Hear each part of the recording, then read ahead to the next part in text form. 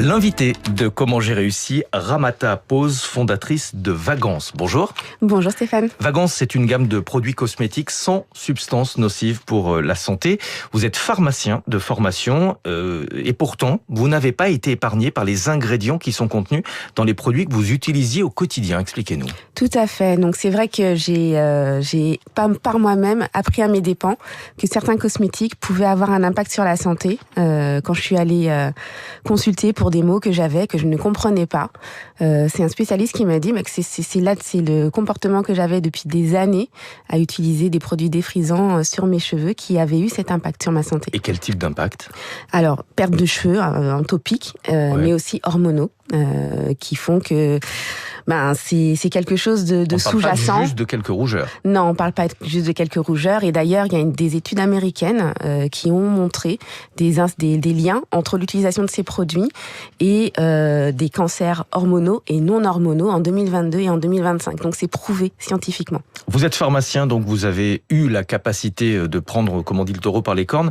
Vous avez élaboré la composition, la formule de produits cosmétiques que vous commercialisez aujourd'hui. Tout à fait. Donc effectivement, la marque s'appelle Vagance. Vagance, c'est l'extravagance sans l'extra. On enlève tout ce qui ne sert pas et on se recentre sur l'essentiel. Et ce que j'amène avec ces produits-là, c'est la promesse, c'est on n'a pas à se soucier de sa santé avec ces produits-là. Côté charge mentale, dans la salle de bain, je vous promets un bol frais, on ne pense pas à ce qu'on met sur ses cheveux. Et c'est impossible de comprendre la liste des ingrédients quand on n'est pas scientifique. Je vous le confirme. Il faut apprendre. Moi, j'ai pris le temps d'apprendre justement après cet événement, et c'est vrai que c'est pas vulgarisé. Vous avez raison. On va essayer de décrypter. Est-ce qu'il est possible de commercialiser des produits 100% naturels, sachant que dans les cosmétiques, on a toujours besoin de conservateurs ? Alors, les conservateurs, effectivement, peuvent être. Il existe des conservateurs naturels, mais à ce jour, moi, je considère qu'ils n'ont pas forcément fait la preuve sur les formes que je propose.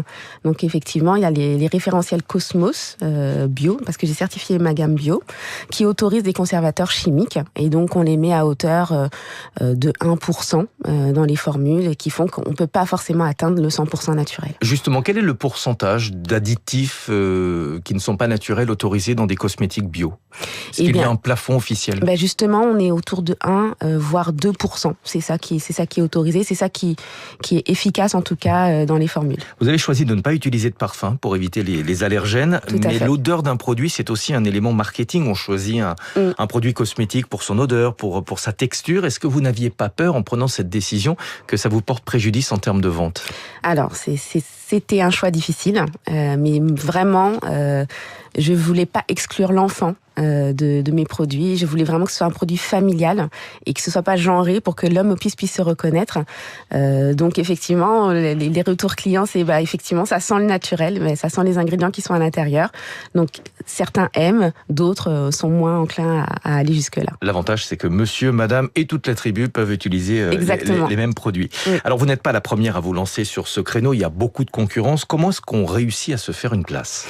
Alors, c'est pas simple. Moi, mon créneau, c'est la transparence. C'est ce que j'ai voulu apporter en créant cette gamme. C'est l'authenticité et comme je vous disais, cette charge mentale qu'on a. Je veux pas l'avoir dans la salle de bain. Il faut que ce soit simple. Et mon positionnement, c'est vraiment celui-ci. On prend soin simplement de soi, sans se poser de questions. L'efficacité, elle est prouvée. Les ingrédients sont sains, donc il n'y a pas d'impact sur la santé. Et toute la famille, on ne se pose pas la question pour qui c'est pour tout le monde. La prospection, c'est quelque chose de très long avec des résultats qui ne sont pas toujours garantis. Comment est-ce que vous avez procédé ? Alors, le B2B, effectivement, la prospection B2B, c'est long. C'est des process qui sont longs, mais j'ai fait des salons des professionnels de la coiffure, parce que c'est essentiellement la coiffure que je prospecte. J'ai participé aussi à des événements autour de la coiffure.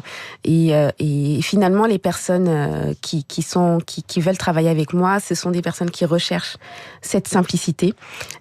Aussi, au niveau de l'utilisation des produits dans les salons, eux, les coiffeurs sont aussi impactés. Ils mettent toute la journée, ils ont des produits sur les mains. Et ils sont très sollicités, parce que ce sont des prescripteurs. Exactement, mais aussi, il faut qu'ils pensent à leur santé également. Quand je parle de la santé du client final, leur santé aussi est importante.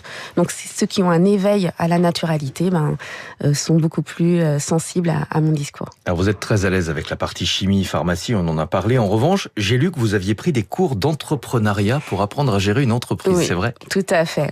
Il me fallait, je me voyais pas me lancer sans au moins connaître les bases. J'ai donc via une association, j'ai fait un parcours entrepreneuriat et ça m'a été très utile parce qu'au final c'est la face cassée de l'iceberg. On se rend pas compte, on se dit bon j'ai un produit, je vais y aller et au final il faut avoir beaucoup de cordes à son arc, notamment tout ce que moi je n'avais pas à l'époque, la partie communication, commerciale, juridique et oui ça faisait partie du chemin.